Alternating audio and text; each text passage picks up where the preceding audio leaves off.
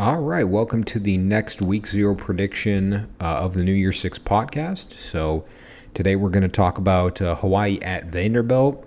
Again, we a rematch of week zero last year. Vandy went all the way out to Hawaii, took care of business in front of a 10,000 person stadium, looked like a high school stadium, but now Hawaii makes the return trip to Nashville, and again, they're looking to change things. Vandy's looking to keep the status quo, but we'll find out on Saturday how things go. So to kick things off with Hawaii, their keys to victory, things I'm looking for, things of that general nature. So from a general roster perspective, I'm very interested to see what this D line looks like. A lot of new faces on this team that were not here last year. Guys like Daniel Williams, Kuo Pehopa, and Patrick Hisataki, all coming in from new spots. You have Pehopa is from Washington, Hisataki is from Cal, and then Daniel Williams is JUCO, comes in from Trinity Valley Community College. So a lot of turnover on that team. It was probably needed, if we're being honest. This is a Hawaii team that struggled last year kind of across the board. Rushing defense was 126th in the country. They couldn't defend anyone. So now Timmy Chang is bringing his guys in, wants to beef up that D-line, gets a lot of guys from the Power 5 that are looking to make a name for themselves.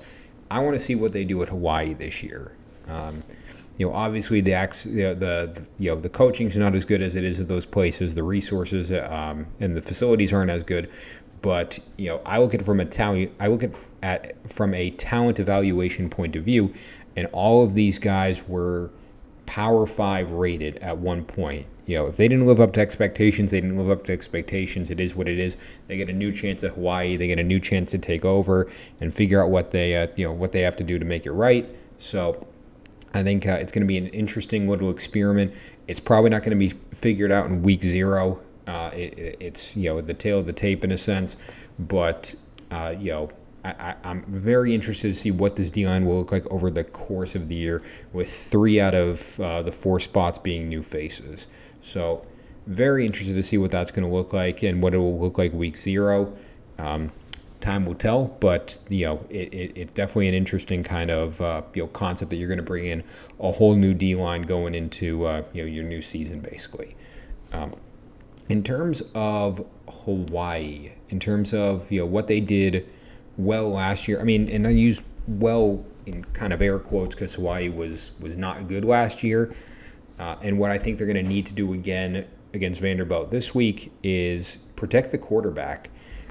Their O-line was pretty good at that last year. They ended up 38th in the country in sacks allowed, so they kept their guys safe. I got to give them credit where it's due. And I don't really scout O-line a lot, but just looking at this group, it is a fairly seasoned group. No one's coming in from the transfer portal, so everyone here was here last year.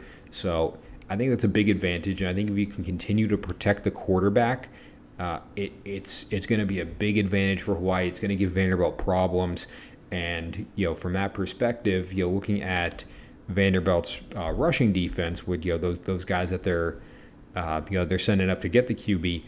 They're top 100 last year, so not a huge threat.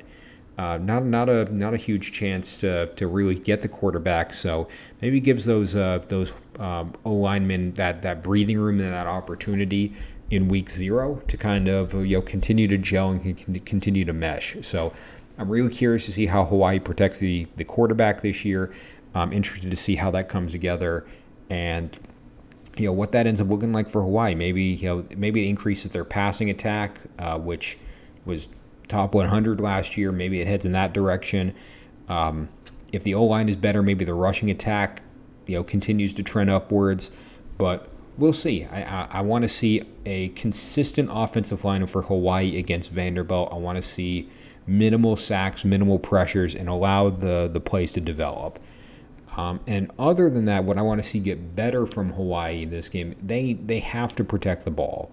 So Hawaii last year ended up at 118th overall in turnover margin. So not good. Needless to say, not good. But that's turnovers, and that's lack of creating turnovers as well. So as far as I'm concerned, maintaining possession of the ball for Hawaii will be key. If you can create takeaways, and that's much easier said than done, then that's an added bonus. But you can't give Vanderbilt anything for free. Vanderbilt is not that good, but they're still leaps and bounds ahead of where Hawaii's at. So I look at Hawaii's opportunities there. I look at how they can sneak this game out and how they can go back to the islands with a win. And it's going to be holding on to the ball. It's not going to. Don't give up anything easy to Vanderbilt. Make them work for anything. And if you're able to disrupt a few plays and take a few take a fumble or take an interception here and there, you could pull it off. Not going to say you can't, at least at this point in the prediction. So moving on to Vanderbilt. What am I going to look for here? And in this case, I'm interested in their linebacker group, just because, again, looking at the new roster pieces that they have, the only new guy that they've got starting is Anais Discomo. So comes in as a grad transfer from Stanford. So clearly here to play school, goes from Stanford to Vanderbilt. Clearly a smart guy. And I'm very interested to see how he fits into this Vanderbilt puzzle. Obviously, the Vanderbilt defense has been a struggle for quite some time. And we'll get into passing defense, which was one of the worst in the country last year. The rushing defense was top 100, so a little better, but still nothing to write home about. I want to see how Discosmo is used, if he's more up front and attacking running backs and quarterbacks and trying to make sacks and force fumbles, or is he going to play back in coverage with the DBs? He's probably going to be a hybrid of some sort. He's going to probably be used all over the field.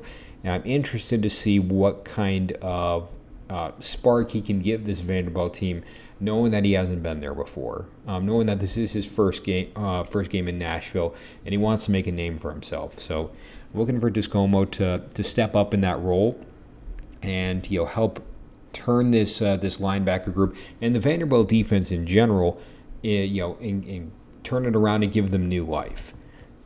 From what they did well last year, Vanderbilt very good at time of possession. So it's going to sound very similar to how I talked about Navy in my Notre Dame Navy prediction video. But if you give these teams less opportunities to score on you, you increase your chances of winning. This is not going to be fun and gun. This is not going to be any sort of high speed, high velocity offense. This is not going to be Chip Kelly's out there, where they can score in under a minute. This is going to have to be methodical. This is going to have to be calculated offense. It's a pro spread. It's going to take some time. It's going to churn the whole field. And with the new rules of first downs, still continuing to run the clock with the exception of 2 minutes left in the second and fourth quarter, that's a big advantage for Vanderbilt. Not just in this game, but for the rest of the season. Just, again, going 75 yards and taking 8 minutes, that's a lot of time off the clock if you can do that as an offense. So I think Vanderbilt's time of possession, if they can continue that against Hawaii, they should be able to continue that pace of play, not just into week 0, but for the rest of the season. But what I want to see improve against Hawaii, and what I want to see from a step-up point of view, is that passing defense has to get better. I think part of this is due to Vanderbilt being in the SEC and playing teams that just are head and shoulders more talented than them, but they were 128th in passing defense last year. So there were only 3 worse than them. That's not good. No easy way to say it. That is not a good passing defense. So I really want to see what this secondary can do. I want to see how it comes together. Again, talking about Discosmo and playing as that linebacker. I guess he's a little bit more on the D line than anything. He's kind of in that star position. So really going to depend if it's if it's a 3-3 if it's a 3-3 or a 4-2 depending on the scheme. So maybe he's going to play more up front, but those DBs got to they have to lock it down. I know you play some very good quarterbacks in the SEC, and that inflates the stats of this Vanderbilt defense kind of unfairly, but the reality is that they have to come out looking sharp against Hawaii this year. They got to come out high flying. They got to come out batting down passes. They can't let Hawaii throw on them. That's the easiest way to say it. And in the way that I'm looking at it, if Vanderbilt locks down Hawaii's passing game, it's a sign it's a sign of good things to come for Vanderbilt as a whole. So. All right, so those are my 3 things for Hawaii, my 3 things for Vanderbilt, and my keys to the game. And now it's time to make an official prediction. So Vanderbilt is the favorite. They are favored by 17.5, so a pretty big spread. And the total is 55.5. Those are the numbers that I locked into. I don't think it's going to be a surprise that Vanderbilt they're going to wallop Hawaii. It's not going to be close. Hawaii was not good last year. Vanderbilt was. If Vanderbilt was in a Group of 5 conference, I think they'd be one of the better teams. So this is not going to be close at all. I'm going to take Vanderbilt wins. I'm going to take Vanderbilt covers. And I'm going to hit the over on 55.5. I think Hawaii's defense they can't hang. They're not there yet. I could be wrong.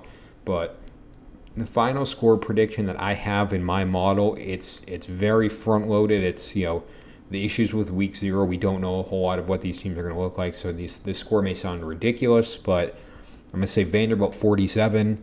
I'm going to say Hawaii 23. Vanderbilt still needs to put their defense together, but I think Hawaii just kind of lets them score at will. I think A.J. Swan has a breakout day and just crushes Hawaii. There's no easy way around it. I think they're going to put up mad points as soon as possible. And, again, just so 47-23, you got to hit that over. It's a 24-point win for me. So, that's the margin Hawaii should be winning by against Group of 5 schools. So not even a real disrespect to Hawaii. It's really that Vanderbilt, in theory, is almost at the level of where they should be as an SEC school. So, all right. So that concludes this Week 0 prediction of the New Year's 6 podcast. Tune in tomorrow for San Jose State at USC. So it should be a fun matchup there with the reigning Heisman champion, a talented head coach in Lincoln Riley, and a whole lot of turnover on the roster. So looking forward to covering that with you all tomorrow. Leave your thoughts in the comments, and we are almost there. We are 3 days away, and I'm really looking forward to it. So thanks for watching, and tune in soon.